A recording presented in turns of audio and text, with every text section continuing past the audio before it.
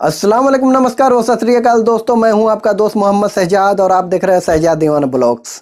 तो बहुत लोगों का कमेंट्स आया था कि भाई ये ट्रैवल एजेंसी के बारे में हम कैसे पता कर सकते हैं कि ये अच्छा है और ये बुरा है। मेरे पास कुछ टिप्स है जो कि मैं देखा हूं और फॉलो भी करता हूं, जिससे मुझे समझ में आ जाता है ये अच्छा है और ये ख़राब है। वही टिप्स मैं आप लोगों को इस वीडियो में शेयर करूँगा। उससे पहले मैं आपको एक बात बताता हूँ जो कि आप लोग हमेशा केयर करना। एक मेरा दोस्त था जो कि सऊदी अरब में काम करता था, तो वहाँ से वो 3 महीने के लिए छुट्टी आया था इंडिया में, लेकिन किसी कारण वो नहीं जा पाया। तो सऊदी अरब का यही एक रूल है कि अगर आप जैसे 3 महीने का छुट्टी आया हो, अगर 3 महीने से पहले चाहोगे तो आप जा सकते हो, लेकिन 3 महीने एक भी दिन ज़्यादा हुआ तो आपका एंट्री नहीं होगा। एंट्री नहीं यानी वीज़ा ख़त्म हो जाएगा। ठीक है, वीज़ा ख़त्म तो होगा ही, साथ साथ आप पर बैंड हो जाएगा, यानी आप पर नो एंट्री लग जाएगा। तो वो 3 साल का भी लगता है, 5 साल का भी लगता है। वो क्लियर मैं अभी इस वीडियो में नहीं बताऊंगा, नहीं तो बहुत लंबा होगा। ठीक है, तो उस पर जो था तो बैंड लग गया था। तो जाहिर सी बात है वो कुछ दिन और रहा, फिर उसके बाद एक वैकेंसी देखा और वैकेंसी देखने के बाद वो अपना सीवी मेल किया उस एजेंसी पे। फिर वो एजेंसी वालों ने कॉल किया और बोला भाई कि आ जाओ, इस डेट को इंटरव्यू है। ये गया, इंटरव्यू दिया और वो जो वैकेंसी थी वो सऊदी अरब का ही था। तो उसने क्लियर उन लोगों से कहा कि भाई मैं आया हूँ, ठीक है, सऊदी अरब से, और मैं आया हूँ सऊदी अरब से और मेरे पे 3 साल का बैंड है। ठीक है, मेरे पे नो एंट्री लगा हुआ है, तो क्या मेरा वीज़ा इशू हो जाएगा और मैं आसानी से वहाँ जा सकता हूँ? तभी मेरा जो वीज़ा का प्रोसेस है तो चालू करना। ट्रैवल एजेंसी वाले ने बोला कि कुछ दिक्कत नहीं है, ठीक है, कुछ दिक्कत नहीं है, आपका जो वीज़ा है वो हम कैंसिल करवा देंगे, पहले वाला कैंसिल करवा देंगे एम्बेसी थ्रू। उसके बाद आप आसानी से जा सकते हो, कोई प्रॉब्लम नहीं होगा, लेकिन आपका जो सर्विस चार्ज है वो थोड़ा ज़्यादा लगेगा। तो उसने कहा कोई दिक्कत नहीं है। वीज़ा भी लग गया उस बंदे का, ठीक है, टिकट भी मिल गया और इंडिया से फ्लाइट होकर के वो दमाम एयरपोर्ट पे पहुंच गया, यानी सऊदी में दमाम एयरपोर्ट है। तो वो दमाम एयरपोर्ट पर जब पहुंचा सऊदी में, तो वहाँ पर क्या हुआ कि उसको रोक दिया गया।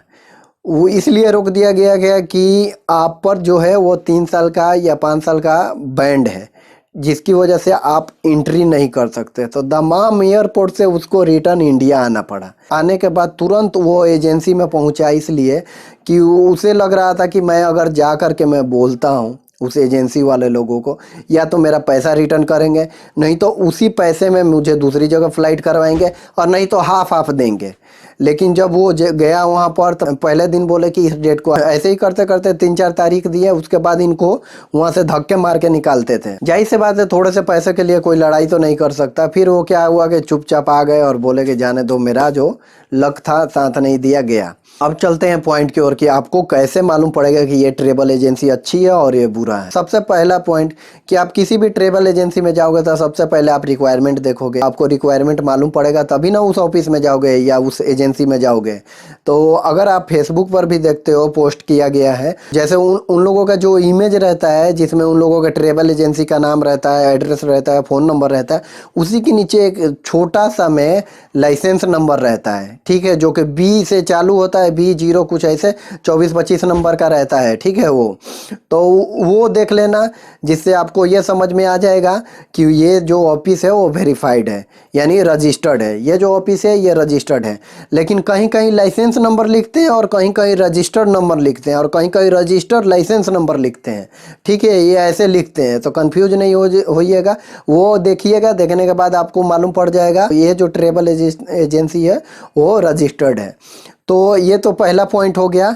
अब जाइएगा वहाँ पर, तो मेन पॉइंट मैं आपको बता रहा हूँ। जब आप वहाँ पर जाइएगा ना, तो जाने के बाद सबसे पहले अगर आपको हट्टे कट्टे 2-4 बाउंसर नज़र आते हैं तो आप सतर्क रहिएगा। इसलिए कि कोई भी अच्छा ट्रैवल एजेंसी के पास ऐसे बाउंसर नहीं होते हैं।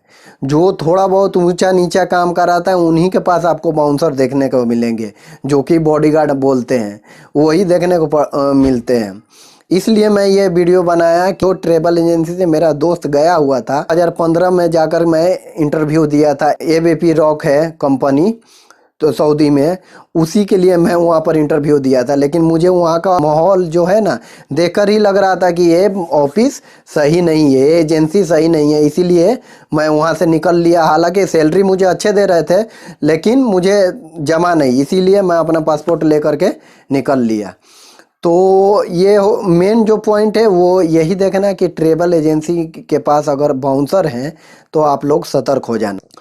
तीसरा पॉइंट ये है, अगर आप ट्रैवल एजेंसी में जाते हो, अपना पासपोर्ट सबमिट करते हो, वो आपको रिसीविंग देते हैं, इससे भी मालूम पड़ता है कि ये ट्रैवल एजेंसी अच्छी है। और उसके साथ साथ कुछ सिक्योरिटी मनी भी जमा करना पड़ता है, 5,000 10,000 ऐसे। तो ये जो सिक्योरिटी मनी था है ना, वो पहले नहीं लगता था, यानी 2015 का उधर 13-14 में ये सब सिक्योरिटी मनी नहीं लगता था।